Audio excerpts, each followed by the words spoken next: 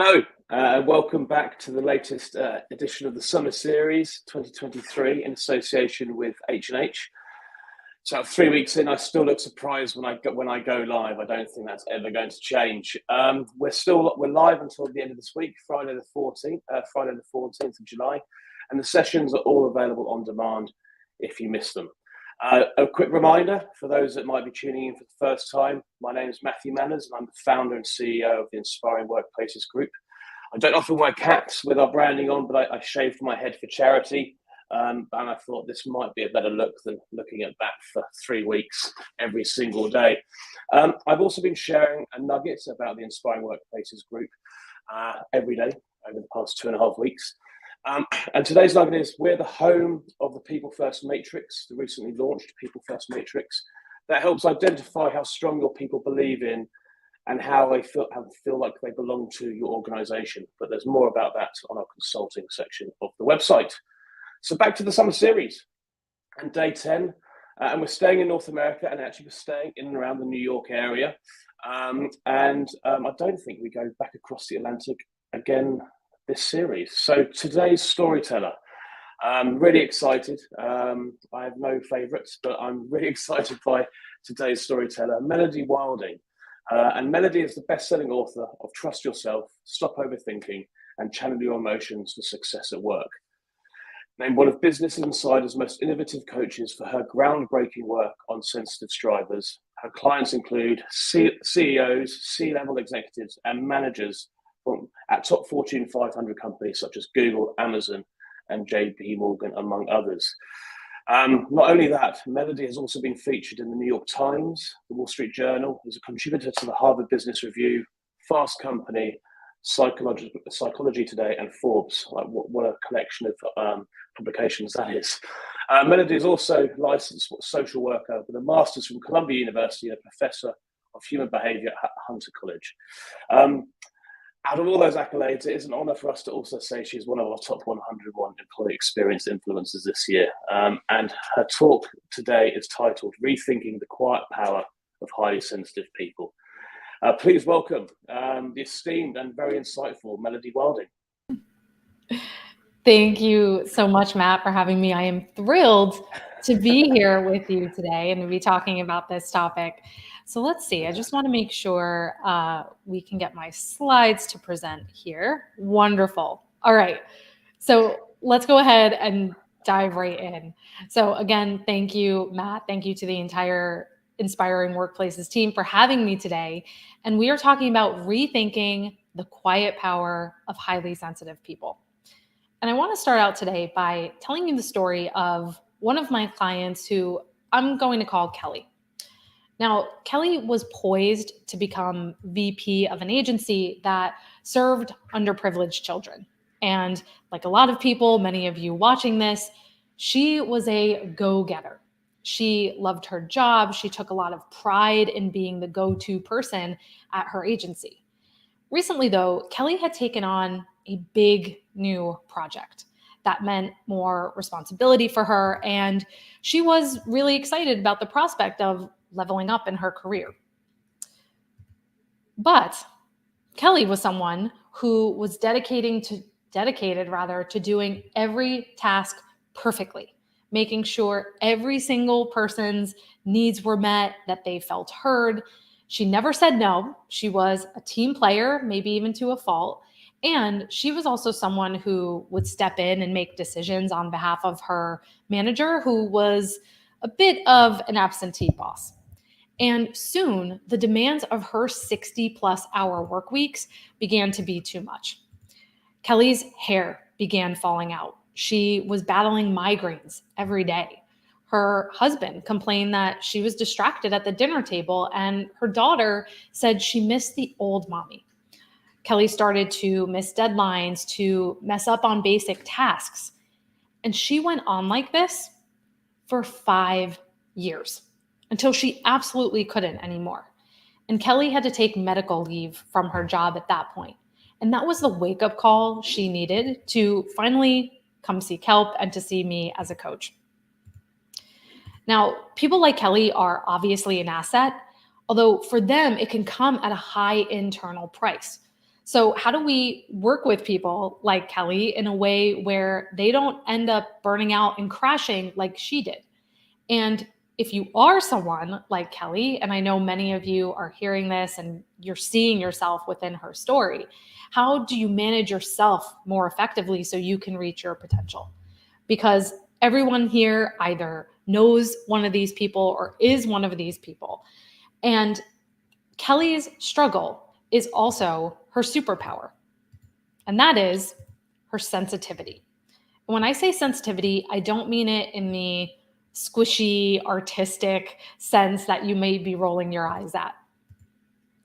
What we're talking about here is that it's time that we change how we perceive and we leverage sensitivity in our workplaces so that we can collaborate, we can unleash the full value of what people like Kelly have to offer to the tune of a 20% value add in the form of revenue, innovation, productivity, and more. Now, I know this because for over 10 years now, as Matt mentioned, I have been a professor of human behavior and executive coach, and I have been researching and working with people exactly like Kelly. And I call them sensitive strivers. Now, a sensitive striver is someone who is both highly sensitive, meaning they think and feel everything more deeply than most people, and they are very driven in their careers. They like to set and reach high goals. So that perceptiveness combined with the ambition to get things done and make things happen, is really an unbeatable combination. The combination of empathy, emotional intelligence, insight is really a huge asset. Now, in order to take advantage of that, though, we have to start rethinking our assumptions.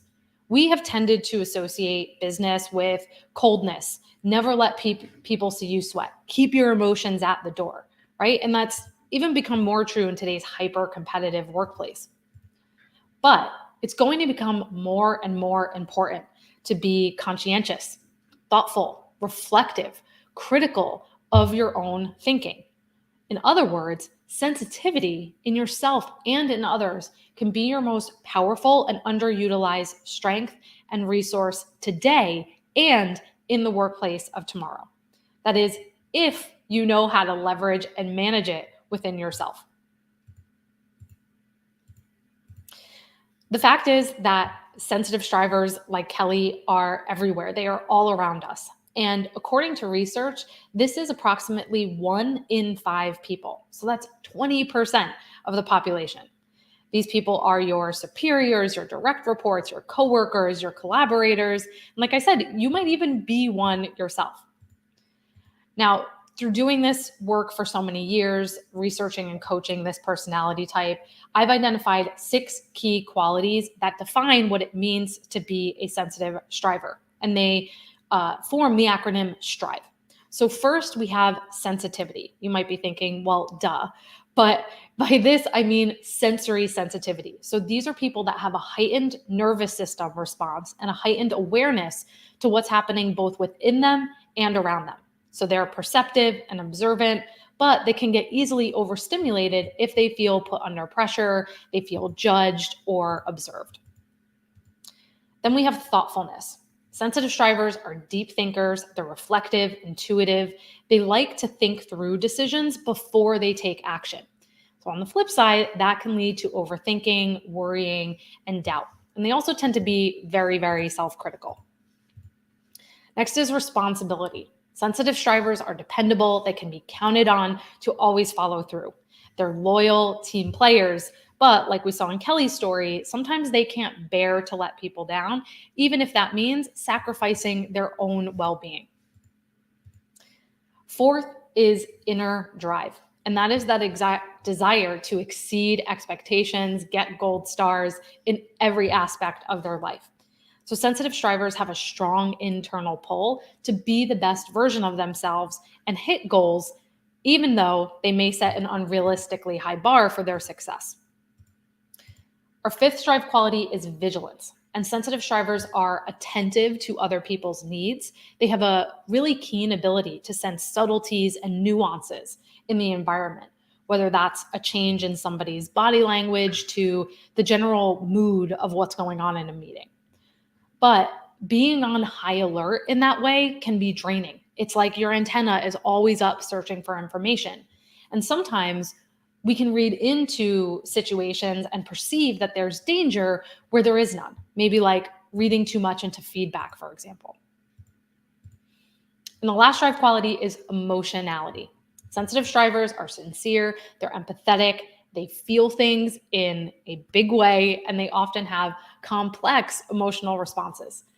And on the positive side, they're able to motivate and persuade others by tapping into their emotions. But on the other hand, managing their own emotions can be challenging because we tend to get stuck in intense modes of fear, anxiety, frustration, and stay stuck there longer than most people.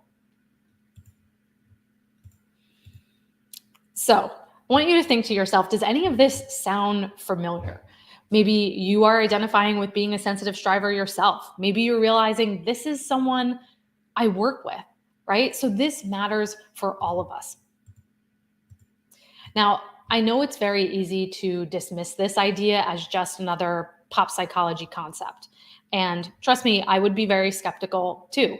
So I want to prove to you that this trait is very real. And there's over 3 decades of scientific research behind it.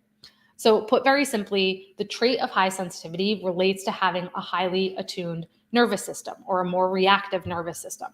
So top journals like the Journal of Neuroscience point out that it's actually linked to certain genetic differences in how the brain processes neurochemicals, things like dopamine, serotonin, norepinephrine. And in fact, they have found this gene variant in hundreds of different species, and they found that over 10 different genes are connected to it. Now, psychologist Dr. Elaine Aron, who you see here, was the first to define and research the concept of high sensitivity. If you haven't read her book, The Highly Sensitive Person, I suggest you do so. And her hypothesis is that this trait evolved as a way to stay free from harm, because pausing and observing before taking action led to picking up on things that other people didn't see. So I want you to imagine that you are in prehistoric days, you live in a cave, and you're trying to scan for threats before running out for food. Who might be helpful in that situation? The person who just darts out without thinking twice, or the sensitive person who pauses, senses, anticipates because they have that heightened awareness. So these qualities were handy when a saber-toothed tiger lurked in the bushes, and they're also crucial now for sensing what risks or what opportunities lie ahead. And get this, managers consistently rate sensitive people as their top contributors. So that's often because they explore various angles. They highlight gaps before they become problems, all of which can save very valuable time and money. And there's a physical reason for this. Sensitive people have more activity in areas of the brain related to things like self-awareness, attention, decision-making. And that's not just me saying this, that's according to a study in the journal Brain and Behavior. And sensitive people also have more active mirror neurons. You may have heard these called the empathy neuron. And that's because mirror neurons help us understand behavioral nuances, why other people do certain things. So having more active mirror neurons helps us better understand people's emotions, helps us better build relationships, even if it's over a Zoom screen. Now, in a work world that is increasingly becoming dominated by automation, digitalization, and frankly, just increasing incivility, the need for sensitive people has never been greater. And in fact, a report from the World Economic Forum on the future of jobs states that by 2025, so 2 years from now, skills that sensitive strivers exemplify, like critical thinking, problem solving, self-management, working with people, communication, those are going to be the skills that are most in demand. So it is this pairing of sensitivity and ambition that can really help us overcome some of the biggest hurdles we face in management and leadership today. It's never been more important to have leaders, people at the helm who possess strong human skills, empathy, imagination, curiosity, careful reflection. And studies show that teams with more emotionally in touch leaders have greater trust, they perform better, and they innovate more. Even the Navy SEALs, so arguably the toughest of the toughest, they value sensitivity. So in his work with the SEALs, leadership expert Simon Sinek asked them, how do you choose who gets on SEAL Team 6? Because SEAL Team 6 is the best and the best. So how do you pick who actually makes it to there? And the SEALs drew this graph. So on one side, they wrote performance, which referred to skills on the battlefield. Things like, being able to fight and your strength. In your case, this may be things like quarterly earnings, right? So on the other axis, they wrote trust. Now, trust is performance off of the battlefield. Things like likability, good judgment, consistency, collaboration, what we might call soft skills, right? So who do you think the SEALs chose to have on their team? I think you can guess from this graph here, it's those in the upper right quadrant, the high performers with high trust. And you can guess who embodies these types of qualities. Well, it's a sensitive striver. Now, I want you to just think about what would be possible if we had more leaders like that in our world. And luckily, we do have some examples of this. We can take Satya Nadella, who is now the CEO of Microsoft. When he took over in 2014, the company was not in great shape. Windows 8 had been, frankly, a disaster, and Apple was running laps around them in terms of stock price and market share. And internally, Microsoft was notoriously known. They had not a great reputation as a place that had a more aggressive, competitive culture. Now, Nadella, there's no question he is a striver. He is an immigrant. He started at Microsoft in 1992 and commuted hundreds of miles in his early days to the company's offices in Chicago. And already by the early 2000s, he had risen to a VP. He was considered a star and was put in charge of the company's search engine, rivaling Google, which is Bing. And he eventually grew Bing's business to over $20 billion in revenue. And above all, Nadella infuses sensitivity into his approach. So in addition to confidence being an important factor in success, he believes that a CEO must have empathy.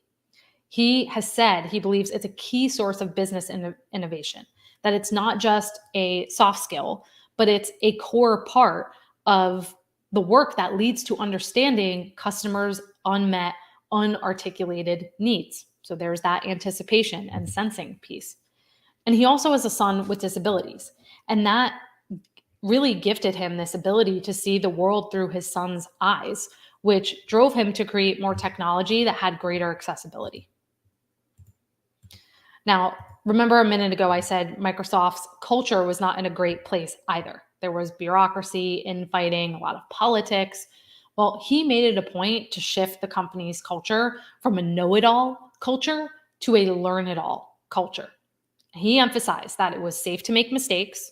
He was gentler in his approach. He listened to his people. He tried to ask where they were coming from. And through that more sensitive approach, he quickly won Microsoft employees over by making big sweeping changes, unprecedented moves, like actually embracing a partnership with their competition, partnering with people like Linux and Apple, who are two of Microsoft's biggest rivals. And the outcome of all of this was that within 4 years of him taking over, the stock prices have almost tripled, which is really remarkable. Now, in my work as a coach, I've heard dozens of stories just like this, which is one of the reasons why I'm so committed to helping sensitive strivers reach their full potential in the workplace. Because I really believe that when sensitive people are in charge or in positions of power, everyone wins. But I'm also here because of my own experience. We teach what we most need to learn. And if you haven't guessed it yet, I am a sensitive striver. All of my life, I lived to exceed expectations. I worked hard to be the gold star student in school. I graduated the top of my college class, and I got a master's in social work from Columbia. And from there, I went on to secure a role as a researcher at a fast-paced healthcare center in Manhattan. And from the outside, it looked like I had it all. I was accomplished. I lived in a big city. I had a promising career path. But on the inside, everything felt very different. I was frazzled. I was restless. I was depleted. And rather than seeing my emotional state for the signal that it was a big red warning sign that something was off, I internalized it. I felt like a failure. And I thought, what is wrong with me? Why can't I get it together? Why can't I be tougher? And so I kept pushing. I kept trying to compensate for what I thought was my weaknesses. And I actively stifled my sensitivity. I hid my real needs and my real feelings, and I only let others see what I thought they wanted to see and what was acceptable to see. And my internal war led me to a severe burnout. Much like Kelly, I spent a lot of time in bed. I was too drained to do anything else. I started having heart palpitations and nightmares, and I really felt like a shell of the person I was. Now, back then, I was in the early stages of building my coaching practice. And the irony was that suddenly I had no choice but to use all of the tools I had learned through my coaching and therapeutic training on myself. And this goes to underscore the fact that being a sensitive striver can be a double-edged sword. On the one hand, you're intuitive, hardworking, you're kind. But on the other, you can struggle with things like overwhelm, overthinking, perfectionism, people pleasing, and more. So the crux of the problem wasn't a failure to manage my time or to cope with the demands of my job, but it was an internal one that I had ignored my own well being, personal goals, and needs. And I had allowed other people's judgments to consume me and override what I knew was best for me. And I had let my sensitivity go unmanaged and unleveraged. Now, that crisis really turned into a turning point for me. And it inspired me, or rather forced me, to respect, regulate, and capitalize on this trait in myself and led me to this work that has now helped thousands of other people to do the same. And those thousands of sensitive strivers are proof that it's entirely possible to transform your sensitivity from something that is a weakness or a hindrance to something that can be your superpower. And now that you've heard my story, you know that I am evidence that it's possible too. Because for those of us that are literally wired this way, the key isn't in trying to overcome your sensitivity. It's in learning to use it as a catalyst for your success, for ourselves and for the people we work with. So I want to give you just a few practical ideas for how to do that. And before I go further, I want to be clear that sensitive strivers are not gentle, fragile flowers. We are hardworking, we are gritty, sometimes to a fault, but we do all of that with an inner world on overdrive. So, what I'm saying here is to not necessarily give these people special treatment, because as sensitive strivers, we have a responsibility to manage ourselves. But I want to give you a few tips that will help you truly understand these people and leverage what they bring to the table. So, first is to see sensitivity as a strength and not a shortcoming. All too often, sensitive people are seen as weak, categorized as frail, right? Stop being so sensitive. Don't take things so personally, right? And we think they're people that need a lot of hand holding. And this is a really outdated perspective that not only belittles these people, but really overlooks everything they bring to the table. So, in order to really get the most out of the sensitive strivers you work with, you have to shift your perspective and recognize that sensitivity is a natural variation in personality, and it is not a flaw. It is not something to be corrected or changed.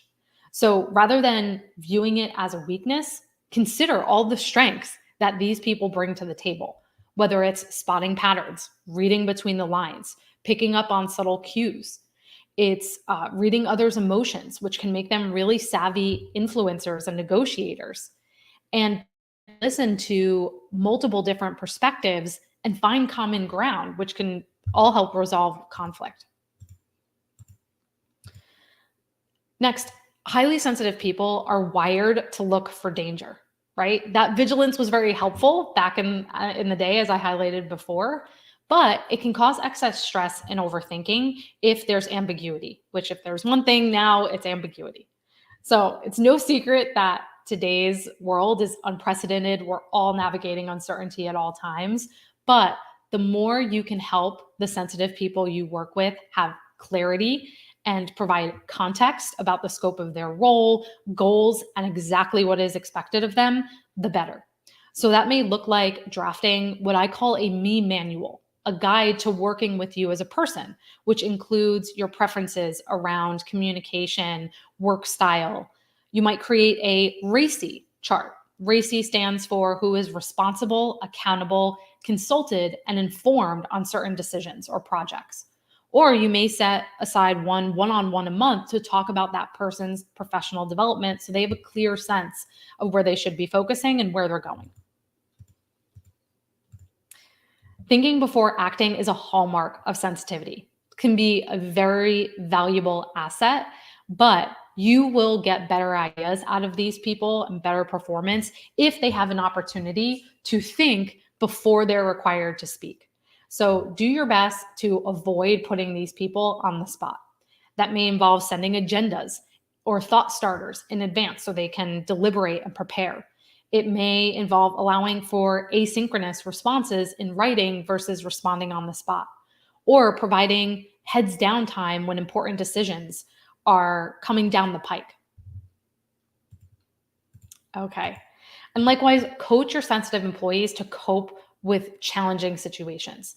So perhaps you work with them to rehearse a difficult conversation so they feel more prepared and confident going into that. Or you talk about how they may handle a roadblock or an objection so they feel more in control. Now, if the average person's brain is taking in 100 pieces of information, the sensitive person's is taking in 10,000 pieces of information. So sensitive people, because of that, tend to struggle with overstimulation. Too much coming at them can equate to difficulty concentrating, irritability, restlessness, headaches. And if that sensory overload sets in, it's not uncommon for sensitive strivers to shut down or retreat. Now, no one can work at an unsustainable pace, but the need sensitive people have for decompression is more urgent. So a few ways to handle this. One is to designate a no meeting day, or just designate do not disturb times throughout the week for the entire team. Let's say Monday and Wednesday between 3 and 5 is a do not disturb time.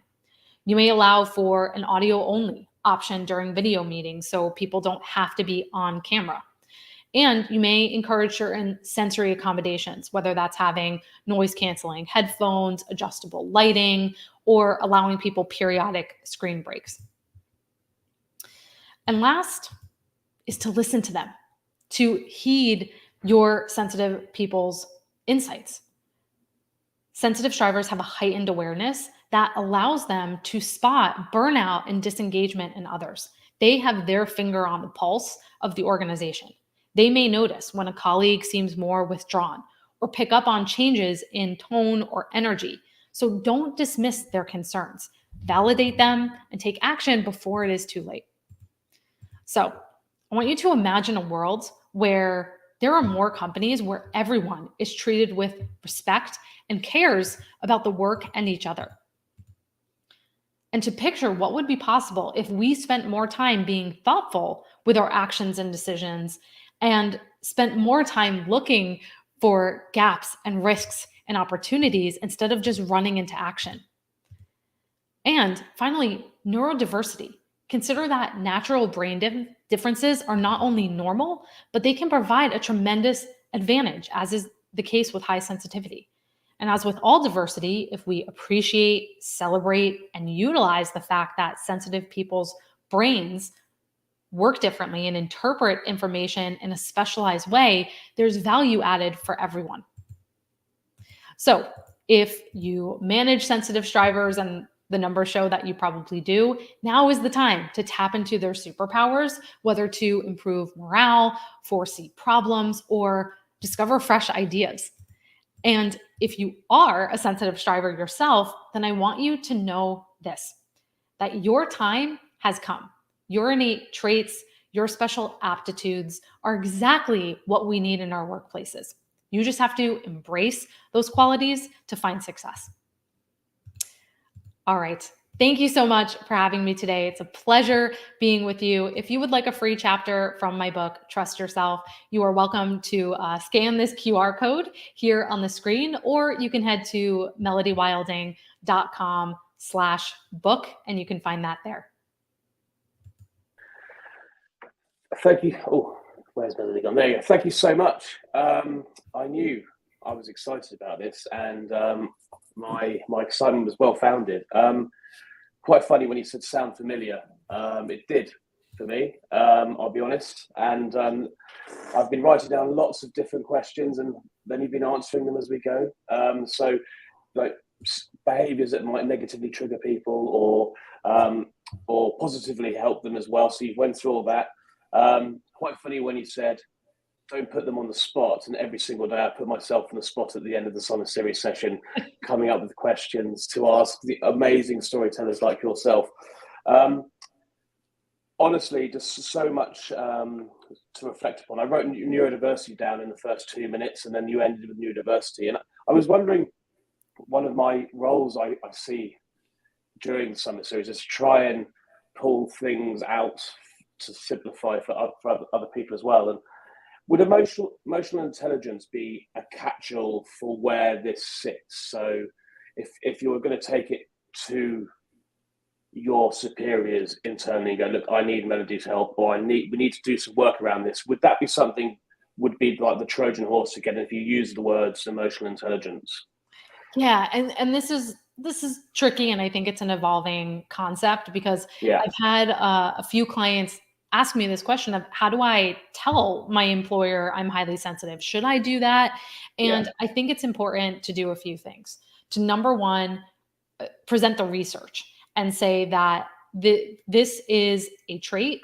It's, something I possess. Here's some of the research that shows activation in certain brain areas and all of that, because it helps make it more real for people rather than, oh, this is a Cosmopolitan quiz you took. And so make it more tangible for people.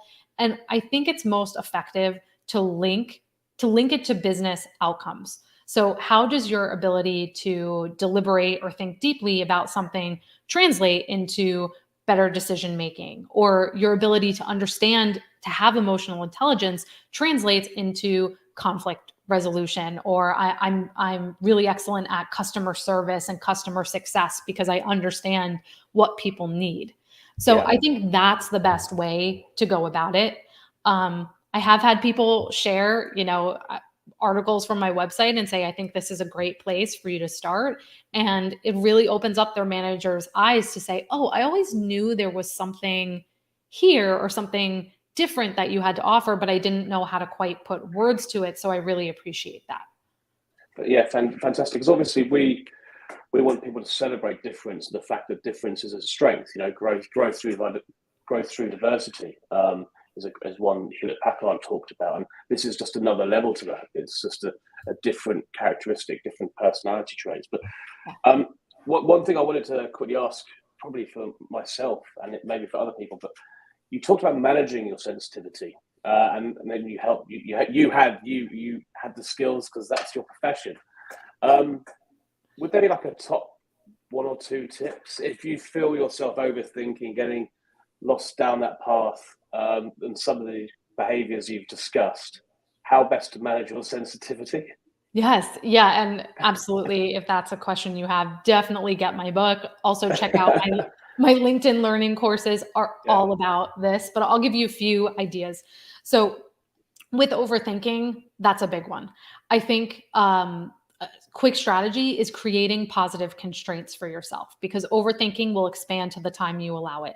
So if you say, well, I'm going to give myself 1 week for this presentation, you're going to fret about it and overthink it, and give yourself 2 hours on one day, and set up accountability. Let the person know who's waiting on your presentation, hey, I'll have this to you by Tuesday afternoon, 5 p.m. Eastern, so that you don't have that space. You don't have that luxury to overthink something.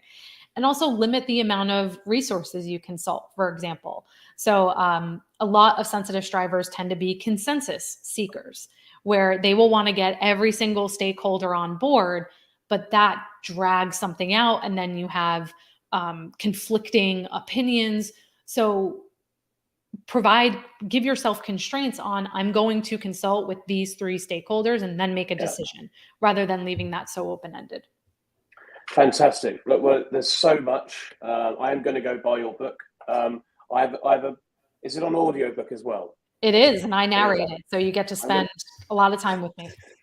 Fantastic. I'm going to get both versions. I've got a big drive from Denver to Las Vegas for HR Tech in October, so I'm going to download the book and listen to it on that road trip then. So, but thank you so much. There's so much to unpack here, and please, everybody, look up Melody. I'm sure you have lots of questions and ways in which she'll be able to help you. So, thank you so much. I hope you have a fantastic summer.